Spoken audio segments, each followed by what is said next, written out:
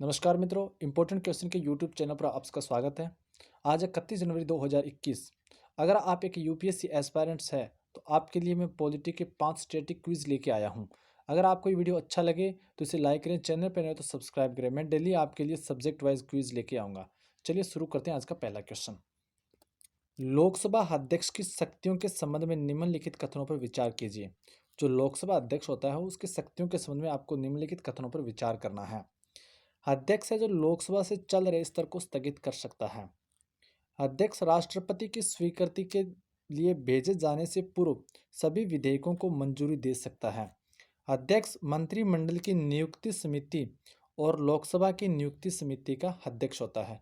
आपको इनमें से बताना है कि कौन सा क्वेश्चन आपको इनमें से सही लग रहा है। तो इस क्वेश्चन का सही आंसर है ऑप्शन नंबर डी, उपयुक्त में से कोई नहीं।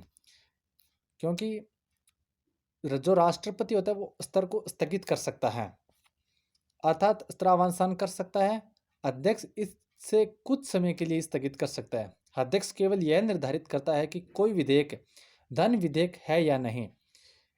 इसलिए कथन 2 गलत है।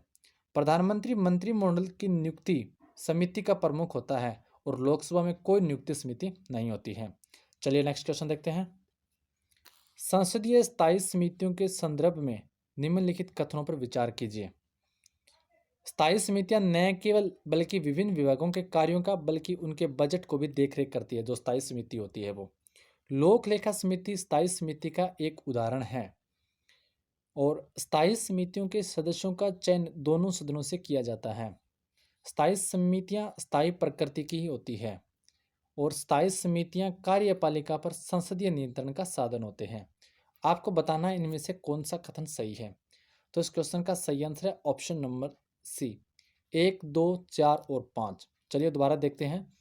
1 नंबर में इसमें क्या कहा गया है कि स्थायी समितियां न केवल बल्कि विभिन्न विभागों के कार्य का बल्कि उनके बजट का भी देखरेख करती हैं। फिर है उसके बाद में लोक लेखा समिति स्थायी समिति का एक उदाहरण भी है। और फिर है स्थायी समितियां स्थायी प्रकृति की होती है। फिर है स्थायी समितियां कार्यपालिका पर संसदीय नियंत्रण का साधन होती है। तो ये 4 ऑप्शन इसके बिल्कुल राइट हो जाएंगे और इसमें ऑप्शन नंबर 3 है वो गलत हो जाएगा। चलिए नेक्स्ट क्वेश्चन देखते हैं।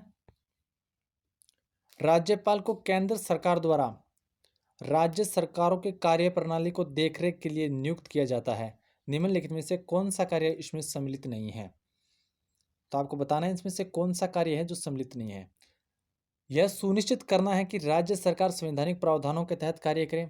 यह सुनिश्चित करना है कि राज्य विधायिका द्वारा निर्मित कानून संवैधानिक ढांचे के भीतर हो।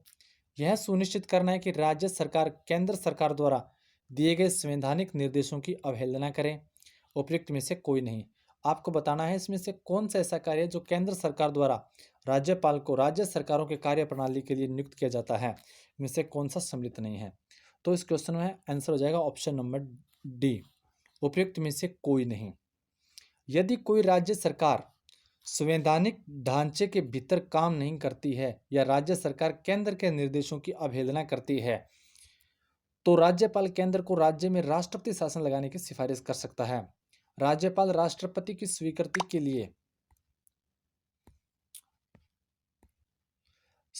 के लिए राज्यों के उन विधेयकों को सुरक्षित रखा है जो संविधान से अधिकारातीत है, केंद्रीय कानूनों का उल्लंघन करना है, उच्च न्यायालय आदि की स्थिति के समक्ष संकट उत्पन्न करते हैं। चलिए नेक्स्ट क्वेश्चन देखते हैं। धन्यवाद प्रस्ताव संदर्भ में निम्नलिखित कथनों पर विचार करना है। यानी मोशन ऑफ थैंक्स के जो संदर्भ में कथनों पर विचार करना है आपको।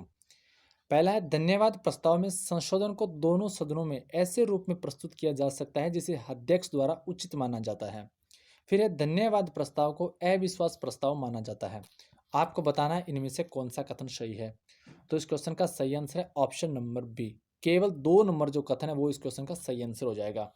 यानी धन्यवाद प्रस्ताव को अविश्वास प्रस्ताव माना जाता है। राष्ट्रपति के अभिभाषण के धन्यवाद प्रस्ताव में संशोधन के नोटिस को राष्ट्रपति के अभिभाषण के बाद ही प्रस्तुत किया जा सकता है।